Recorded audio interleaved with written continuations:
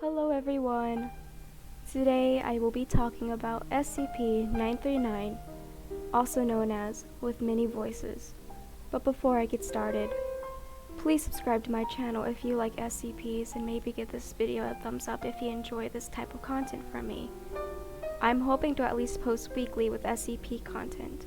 It could be a gameplay video or just talking about a random SCP. If this is your type of content you'd like to watch, then please consider subscribing. Once again, thank you. SCP-939 Object Class Kater. SCP-939 are endothermic pack-based predators which display a trophy of various systems, similar to troglodytic organisms. The skins of SCP-939 are highly permeable to moisture and translucent red, owing to a compound chemically similar to hemoglobin. SCP-939 average 2.2 meters tall, standing upright, and weigh an average of 250 kilograms, though weight is highly variable. Each of their 4 limbs end in 3-fingered claws with a 4th opposable digit, and are covered in setae, which considerably augment climbing ability. Their heads are elongated, devoid of an even vestigial eyes or eye sockets, and contain no brain casing.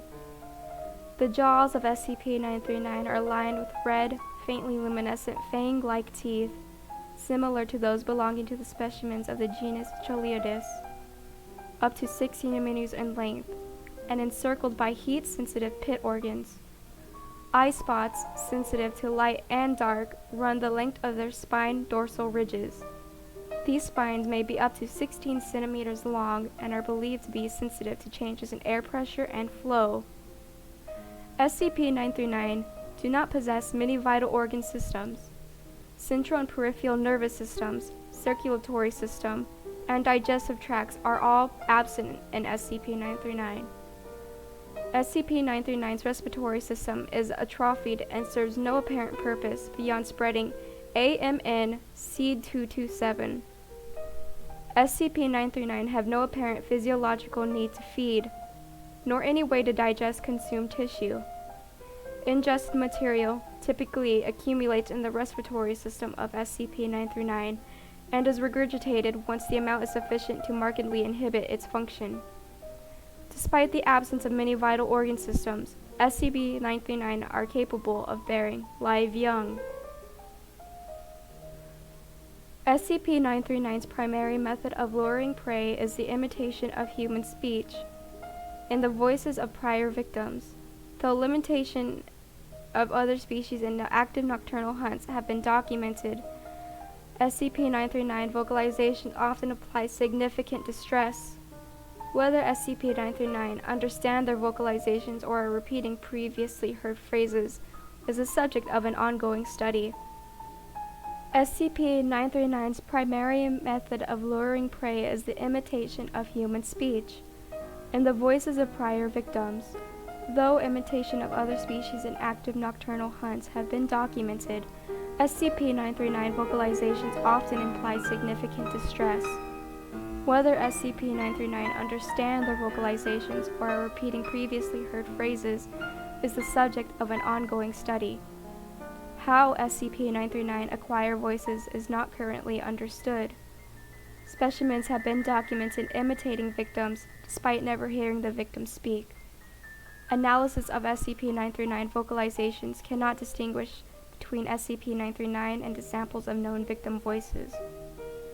The use of biometric voice recognition, security, or identification systems at any installation housing SCP-939 is strongly discouraged for this reason.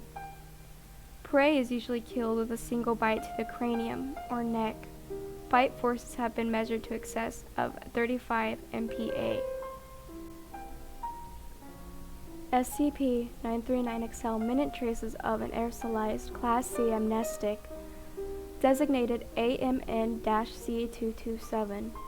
AMN-C227 causes temporary anterograde amnesia, inhibiting memory formation for the duration of exposure, plus an average of 30 minutes. It is colorless, odorless, and tasteless, with an estimated ECT50 for an inhalation of 0.0015 milligrams per minute in well-ventilated or open-air environments.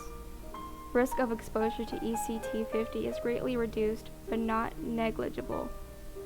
AMN-C227 is typically undetectable in the bloodstream for 60 minutes following cessation of exposure. Reported sensations of disorientation and mild hallucinations immediately follow. Removal from environments saturated with the agent are similar to recreational use of numerous psychoactive substances and easily mistaken as such.